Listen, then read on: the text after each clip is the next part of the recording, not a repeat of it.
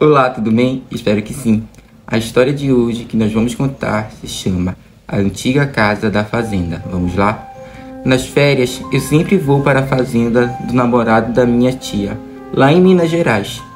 Eu esqueci o nome da cidade agora. Ele, a minha tia e os meus primos moram lá. A família do namorado da minha tia tem aquela fazenda desde o século XIX. Vamos lá.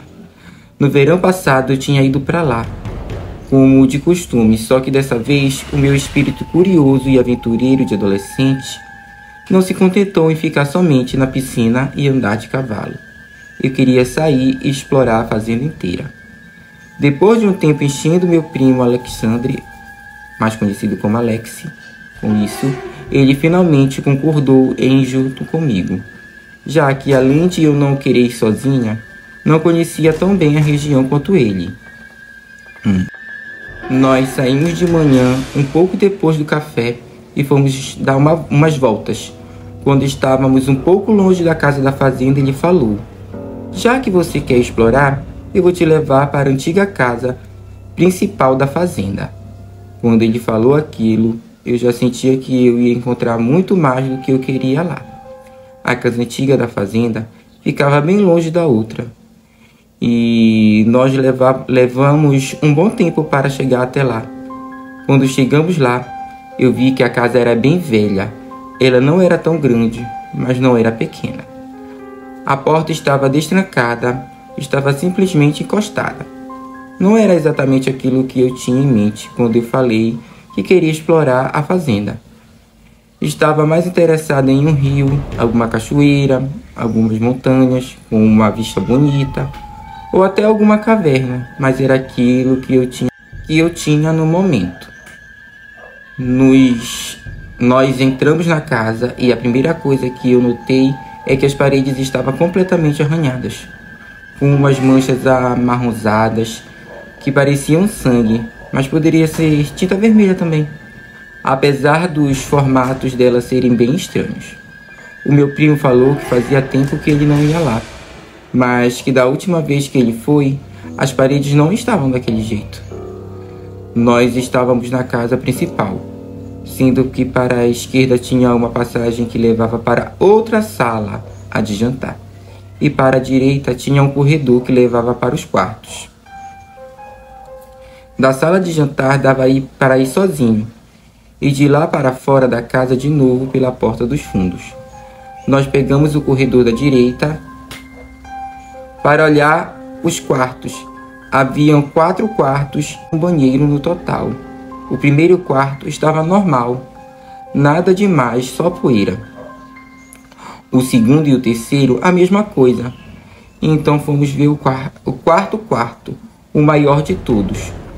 Quando entramos, eu senti uma brisa fria e um pouco de frio, mesmo a casa estando bem quente e abafada. Nesse quarto tinha um armário e nós fomos ver o que tinha dentro dele. Abrimos a porta e nada. Então eu ouvi o som de passos vindo do corredor. Eu agarrei o braço do meu primo e olhei para a porta. Os passos chegaram perto e pararam na frente da porta, mas não apareceu ninguém. Então eu olhei assustada para ele e saí correndo, e ele veio atrás. Enquanto eu corria pela casa para sair de lá, eu não vi ninguém lá dentro. Só vi as nossas pegadas na poeira. A de mais ninguém, apesar de ter ouvido os passos. Lá fora, lá na luz do sol, ficamos mais calmos. Eu olhei para ele e a pergunta: o que será que tinha sido aquilo? Quando ele começou a gritar do nada, a única coisa que ele falava era: "Tá doendo." Eu olhei no braço dele e começou a aparecer um monte de marcas vermelhas e botoejas. O pescoço dele começou a ficar todo vermelho também. Eu decidi que era melhor levar ele correndo para a casa da fazenda para a mãe dele ver o que era. Antes de sair correndo com ele, dei uma última olhada para a velha casa e vi uma fumaça meio cinza na porta da entrada, na forma de uma pessoa. Depois disso, eu agarrei a mão do meu primo e saí correndo. Quando nós chegamos na casa da fazenda, a mãe dele viu como ele estava e ficou assustada. Ela levou ele no hospital e deram alguns medicamentos para ele tomar. O estranho é que no dia seguinte ele já estava bom de novo, nem parecia que ele tinha tido alguma coisa.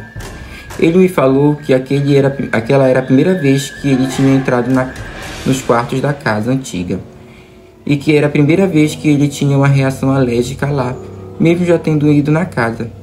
Durante o jantar nós falamos o que tinha acontecido no dia anterior, e falamos dos passos que ouvimos. O namorado da minha tia ficou preocupado, achando que podia ter alguém morando lá, escondido, já que isso não era incomum acontecer por lá. Ele resolveu ir investigar a casa no dia seguinte. Como não tinha muita coisa para fazer, o Alex e eu fomos juntos com ele. Quando chegamos lá, nós entramos na casa e, para nossa surpresa, as paredes não tinham arranhões nenhum e nenhuma mancha de tinta ou sangue, ou o que quer fosse aquilo. Mas eu e o Alex não saímos da sala. Foi o máximo que nós entramos. O namorado da minha tia procurou a casa inteira e não achou ninguém e nem sinal de que alguém, além do Alex e de mim, tenha estado lá dentro. Nós fomos embora de lá e nem Alex e nem eu voltamos lá de novo. Mas eu não vou esquecer tão cedo daquela fumaça cinza que tinha na porta, e nem a alergia relâmpago do Alex, que veio do nada e foi embora como se nunca tivesse pegado coisa alguma. Isso serviu de lição para mim, mostrando que visitar lugares desconhecidos e principalmente antigos pode ser perigoso, além de ter surpresas desagradáveis e além da imaginação. Obrigado por nos acompanhar até aqui, um beijo e até a próxima.